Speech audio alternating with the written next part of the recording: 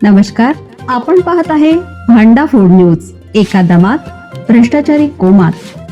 Social media, कर्जबाजारी, गुन्हेगारी, सट्टेबाजी, चोरी, मटका, जुगार, दारू, सावकारशाही, न्यायाच्या प्रतीक्षेत प्रशासन. भांडाफोड न्यूज. एका दमात भ्रष्टाचारी कोमात. सांगलीत बंद घरात मृतदेह आढळला. सांगलीवाडी परिसरातील बंद घरामध्ये 55 वर्षीय व्यक्तीचा मृतदेह कुजलेल्या अवस्थेत आढळला. रघुनाथ सदाशिव शिंदे, वय वर्ष 55, राहणार सांगलीवाडी, असं मयत व्यक्तीचं नाव आहे. गेल्या 3 दिवसापासून ते घरात एकटेच होते. रघुनाथ शिंदे यांच्या घरातील नातेवाईक एका कार्यक्रमासाठी बाहेरगावी गेले होते, त्यामुळे शिंदे हे घरात एकटेच राहत होते.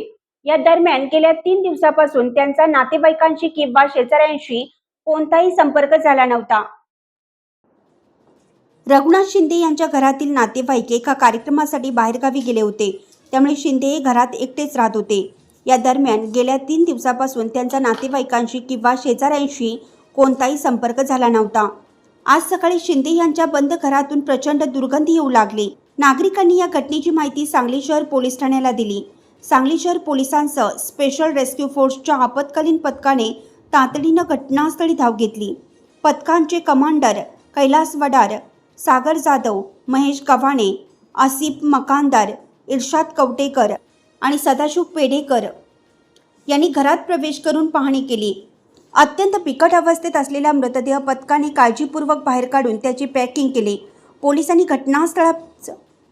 घटनास्थळाचा पंचनामा केला असून मृतदेह उत्तरीय तपासणीसाठी सांगलीच्या शासकीय रुग्णालयात सिव्हिल हॉस्पिटलमध्ये पाठवण्यात आला आहे.